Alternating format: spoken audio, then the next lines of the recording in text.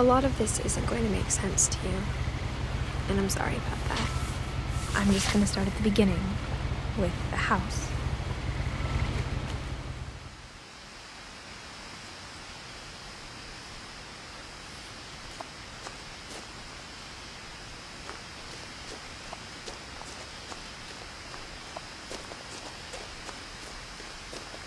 I lived here until I was 11, but I wasn't allowed inside half the rooms.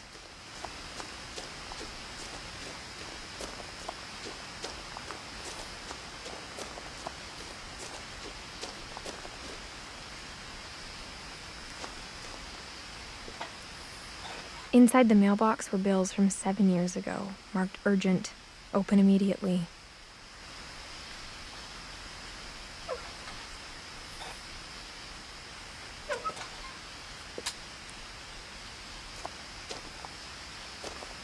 I hadn't been back since my brother Lewis's funeral.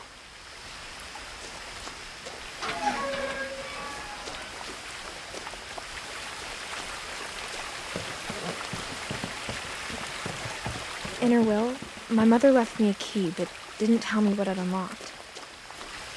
Maybe she thought I'd know, or she thought that the mystery would be enough to bring me back.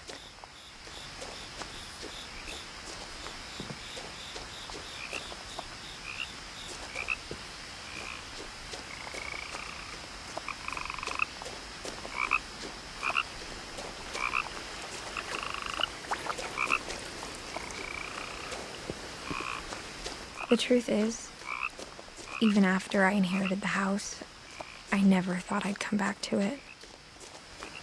But now I had questions about my family that only the house knew the answers to.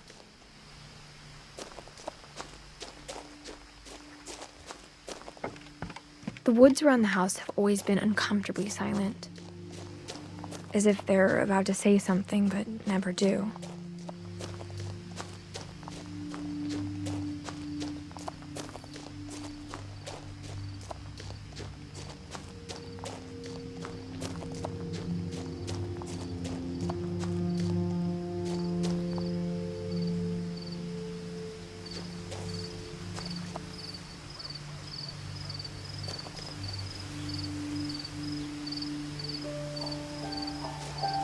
The house was exactly like I remembered it, the way I'd been dreaming about it.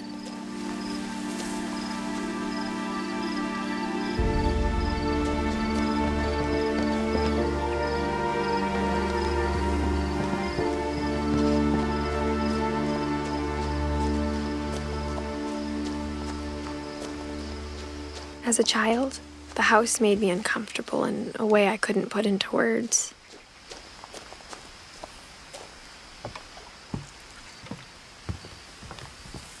Now, as a 17-year-old, I knew exactly what those words were.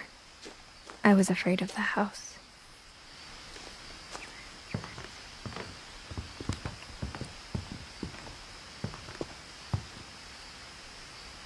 I hoped the key might unlock the front door. It didn't.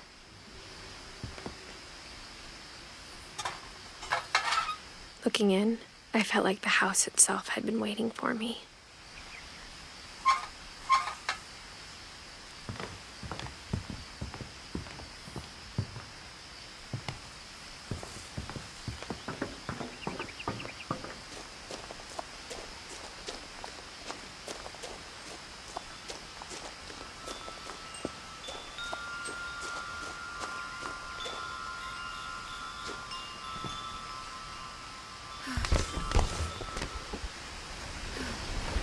Crawling through the doggy door used to be a lot easier when I was 11.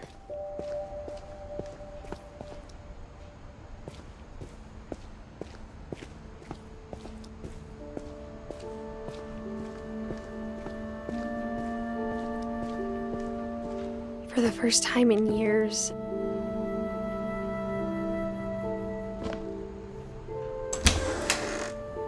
I felt like I was home.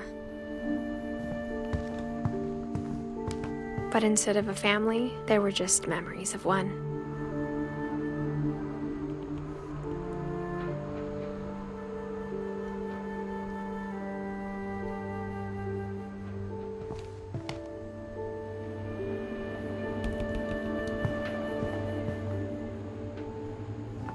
Like how after Louis started working at the cannery, we all got sick of eating salmon. Except our cat, Molly.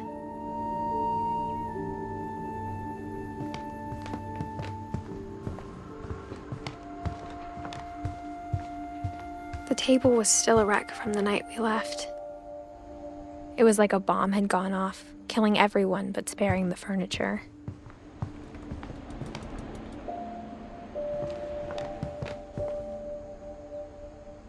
My mom was the only one of us who could imagine Great-Grandma Edie living in a nursing home.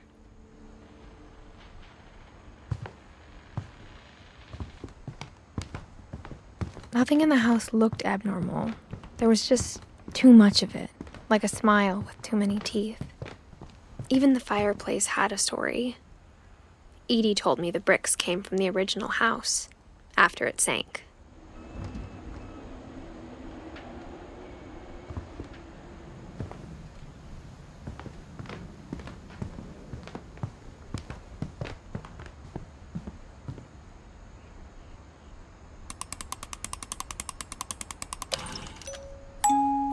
Great-Grandpa Sven built a music box for Barbara, along with the rest of the house.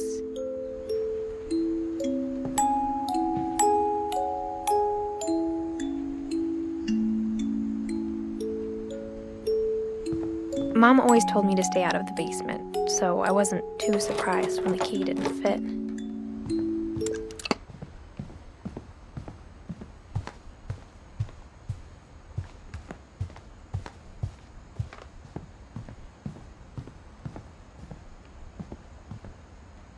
A lot of things got left behind in the whirlwind of that last night.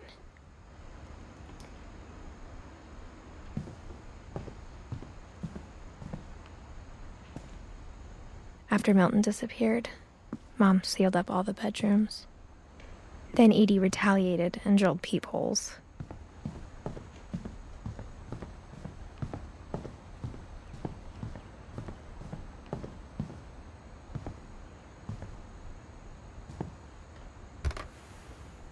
As a kid, I just assumed every house had peepholes and sealed rooms you weren't allowed inside of.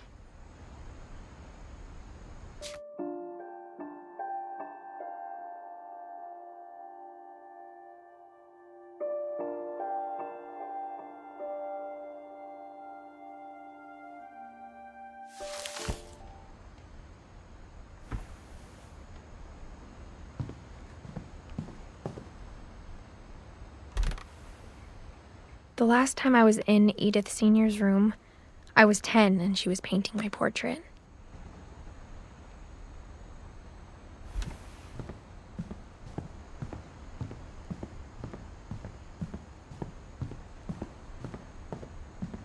Whenever people ask me about my family, the first thing they always want to know about is Barbara.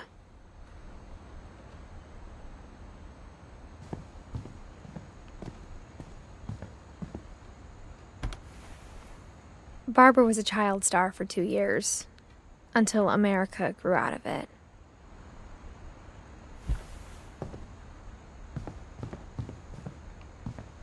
Edie's father, Odin, built the original house.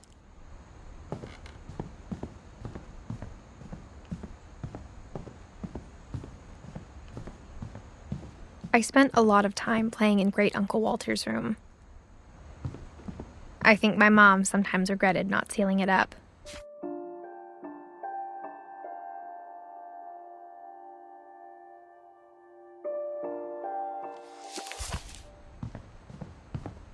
Louis told me there were secret passages, but I never believed him.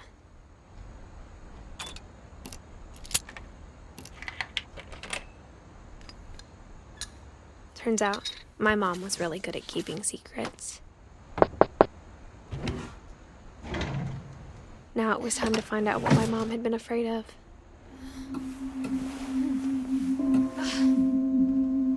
From the paintings on the wall, it was clear my brother Milton had been here before me.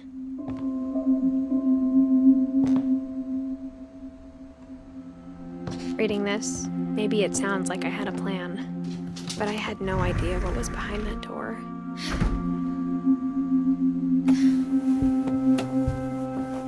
Just like I had no idea where all this was gonna lead. Molly's gerbil had a tiny bedroom with its own even tinier gerbil cage. Being inside for the first time, I felt like I'd stepped behind a painting.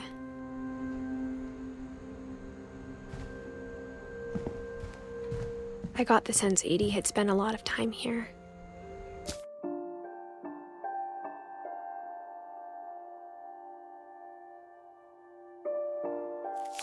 Before my mom sealed the doors.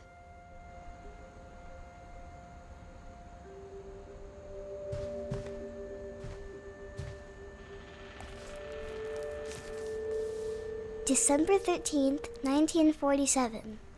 Dear Diary, I'll be gone soon, but I wanted to tell somebody about what's gonna happen.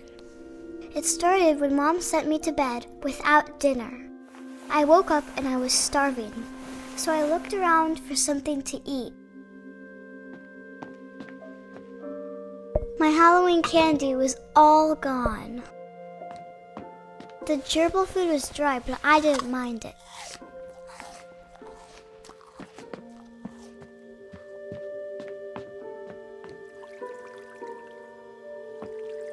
I thought about eating Christopher, but I held back.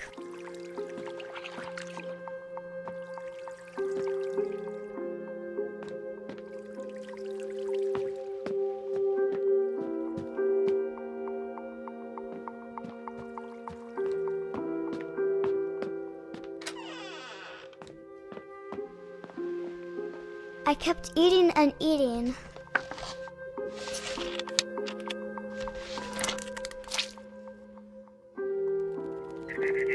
I ate a lot of things that night.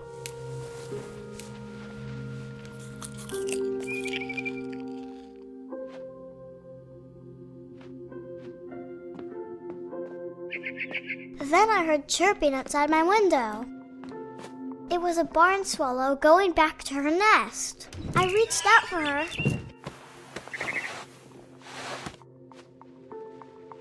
And suddenly,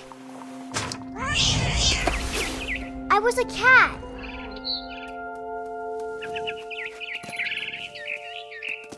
I tried to be quiet, but the bird was really scared.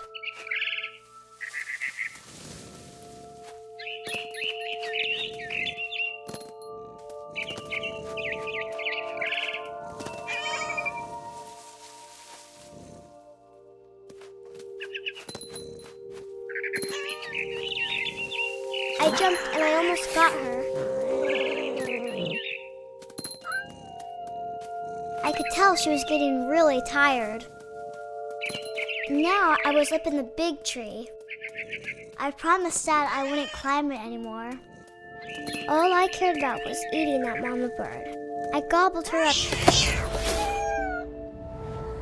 And suddenly, I was an owl.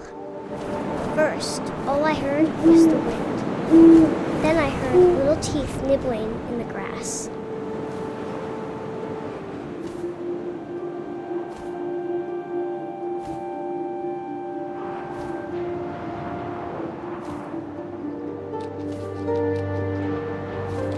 Rabbits.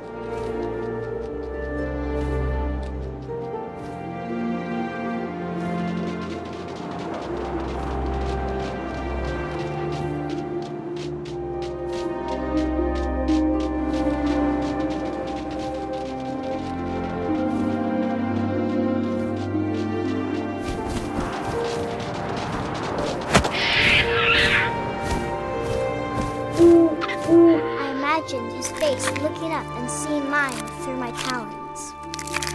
I swallowed him up, and I didn't chew one bit. Then I flew off to find something bigger.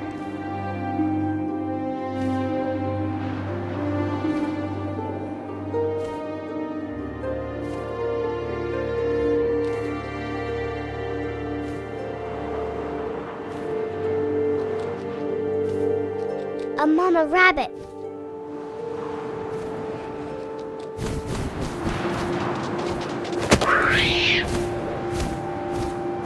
She was almost too big to carry.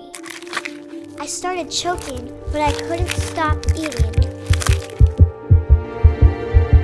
And suddenly, I was a shark.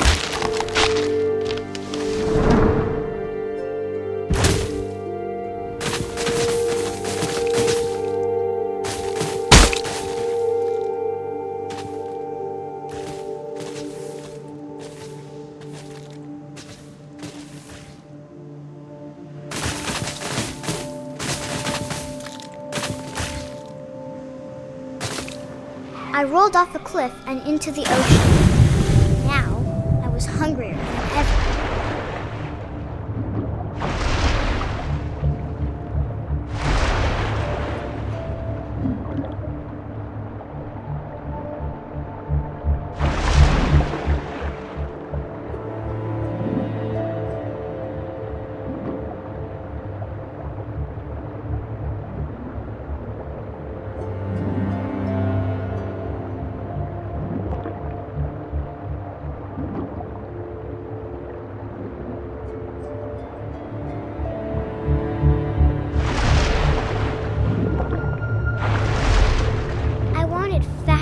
Juicy seals.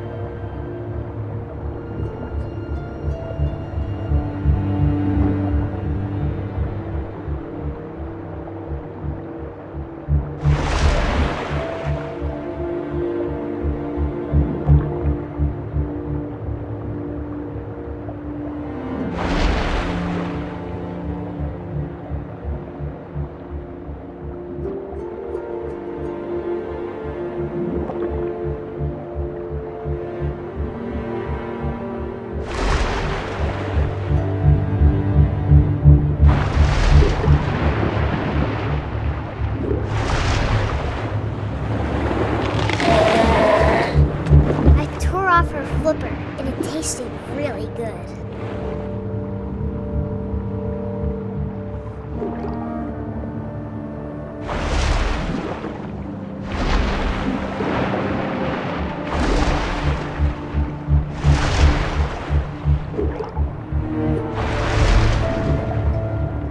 I grabbed on tight.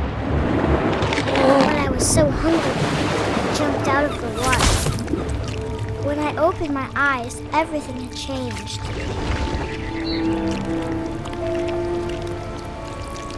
Now I was a monster, and I smelled people everywhere.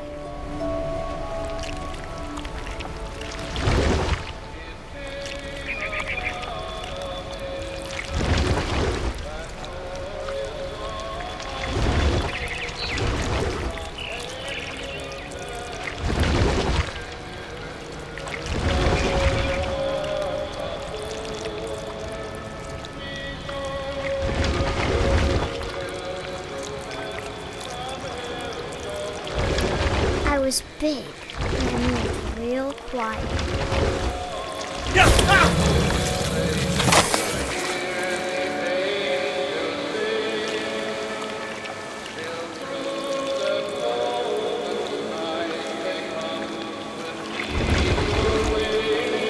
I wanted to stop, but also I didn't.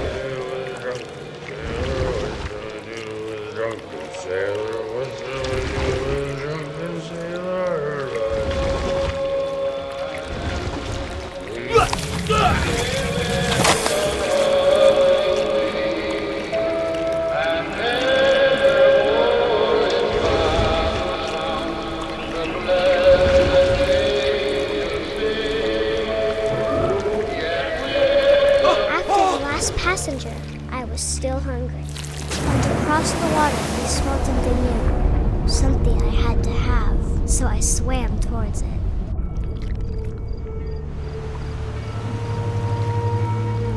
I slithered onto the sand, and the good smell went into an old pipe.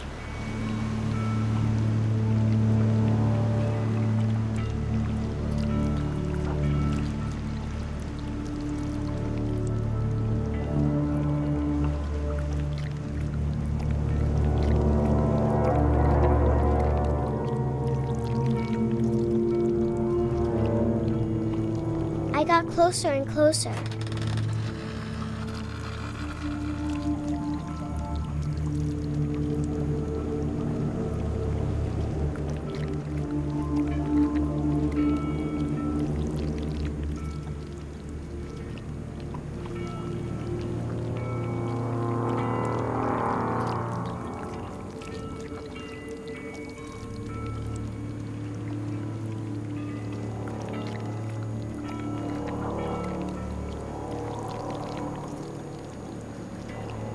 all of my stomach started growling. And suddenly, I was me again. I held my breath for a long time, but I couldn't hear anything. I think it's waiting for me to fall asleep. But it's not going to wait much longer. It needs to feed, and we both know I will be delicious.